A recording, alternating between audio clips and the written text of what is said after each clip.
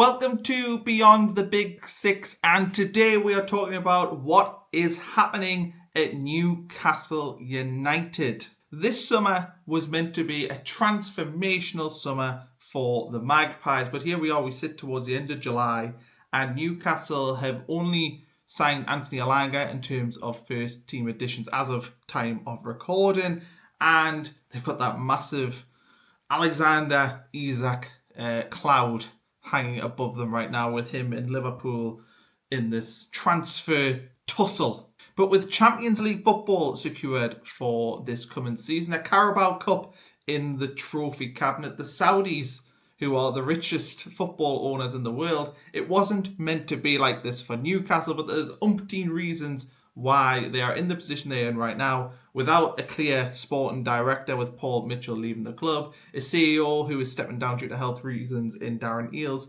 Eddie Howe, who seems to be doing pretty much everything himself, I think it's fair to say right now. And it just feels like Newcastle at the moment are in this weird space, no man's land, that nobody would have expected them to be in. And what is more staggering is just the fact that they have actually had massive on-field success. If you told Newcastle fans that they would have had 2 Champions League qualifications and a Carabao Cup and a Carabao Cup final, they would have took that when the Saudis came in. So it's not all doom and gloom. We're going to break down the positives of what's happening at Newcastle and the negatives.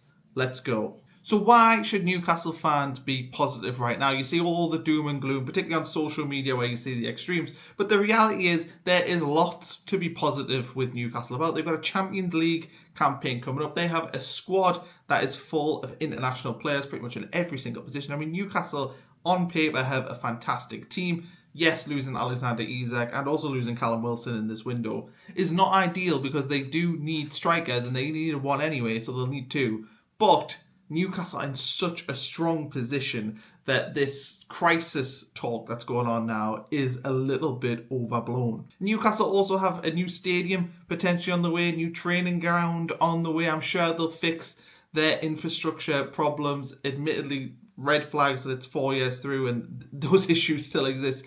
But it feels like there's a lot of things that are imminently about to happen at Newcastle United. And in Eddie Howe, Newcastle have one of the best managers. There is no question about that. Eddie Howe's the job he's done at Newcastle has been absolutely absurd. So they've got that tick in the box. He is there. And they've also got that fan base. I saw that 70,000 fans were trying to buy tickets for their first home game of the season against Liverpool, maybe anticipating handing out a little bit of abuse to potentially Liverpool's new striker Alexander Isak. But what are the negatives at Newcastle now? Because this is what all the chatter is about. And I think it's probably the first time that fans have questioned the owners since they've come in. You know, there's been issues at Newcastle in terms of PSR. And I think the prevailing thought is that the owners are irritated at the fact they can't invest as much as they'd like. But on top of that, there are other clubs who are getting around PSR and using loopholes that Newcastle haven't used. I've seen that teams are buying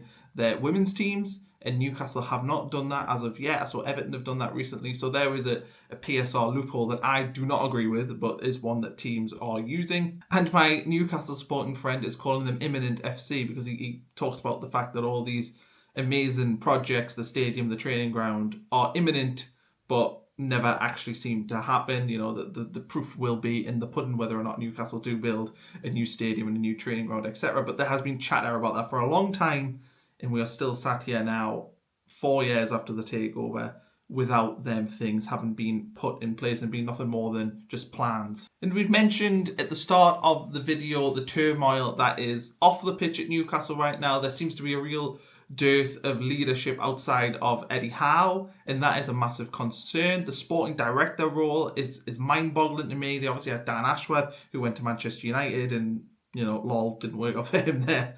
He probably should have stayed at Newcastle. But then Paul Mitchell came in, and he's lasted like 12 months, and this was meant to be his big summer. He'd been brought in, and in preparation for Newcastle having this big window where they had loads of PSR headroom, and he was gone. You know, he didn't stay beyond, I think he left on July 1st. So Newcastle have now got this massive hole in their recruitment team, and I think it's fair to say, looking at their recruitment, it has been heavily linked with Premier League based players. So you question whether or not is that a strategy that they want Premier League based players, or is it that their recruitment team is so, broken apart right now that they're not targeting players in Europe. And on the pitch for Newcastle, look, I think on the pitch at Newcastle is going fine, but they did need to add players this summer.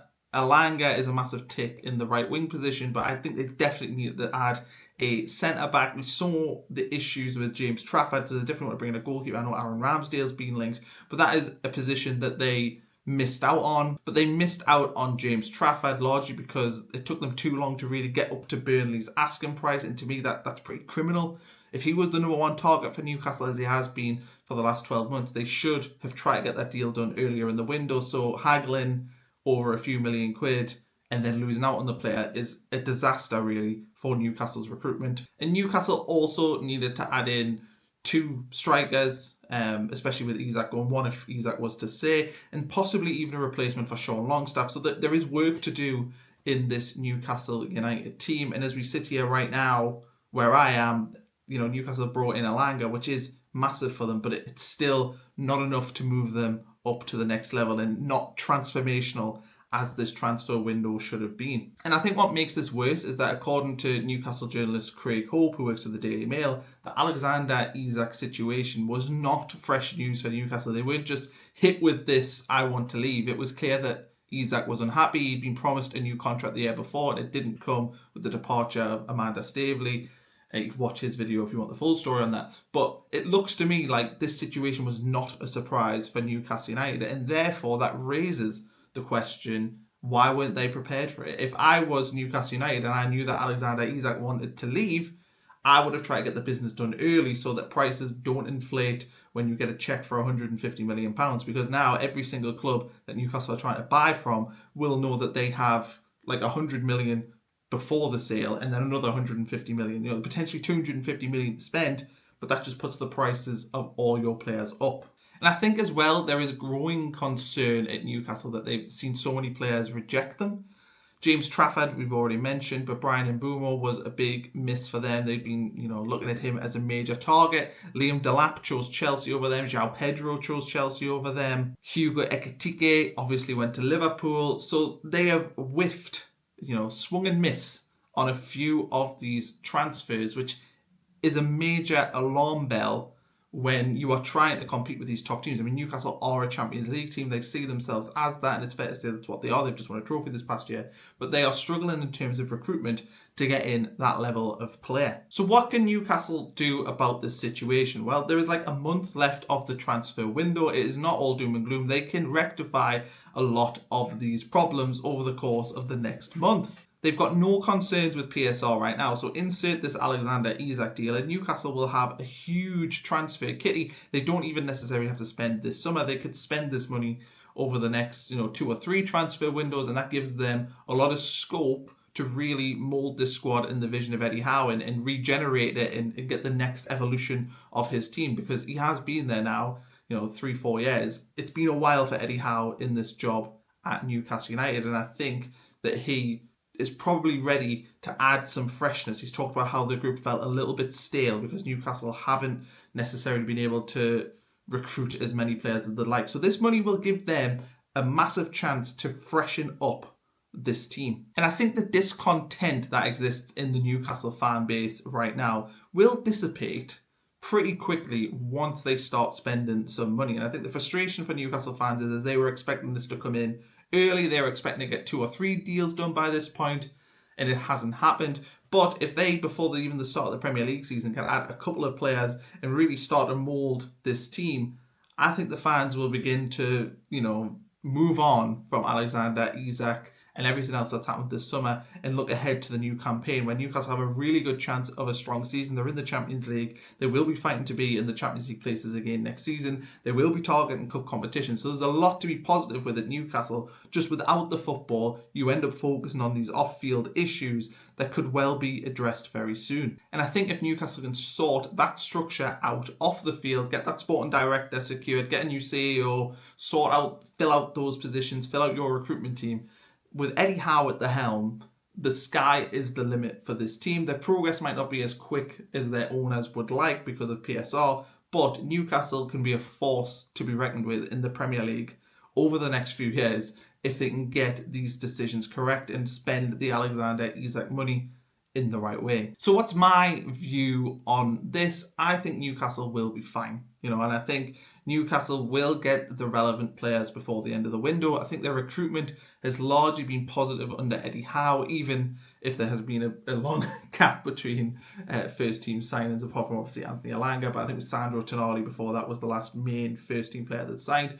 So Newcastle do need to add players, but I think they will. The need is there, the money is there, and it's just a case of them getting these deals over the line. But I also think the panic is justified at Newcastle, mainly because in the summer, this is when these things come to the forefront, and you're looking at the recruitment and you are seeing a lot. Player turns down Newcastle in for a player, club rejected. We're seeing this all the time, and that just adds to the negativity within a fan base. But I'm pretty sure that Newcastle will be able to secure some targets, maybe not the top targets, but players who will be effective contributors to their team. So anyway, what do you think? Am I just talking utter nonsense, or do you agree with a lot of what I've said? Please let me know in the comments below. I love engaging with everyone, so I will try to reply to as many comments as possible. Thanks for watching, everyone, and thanks for watching Beyond the Big Six.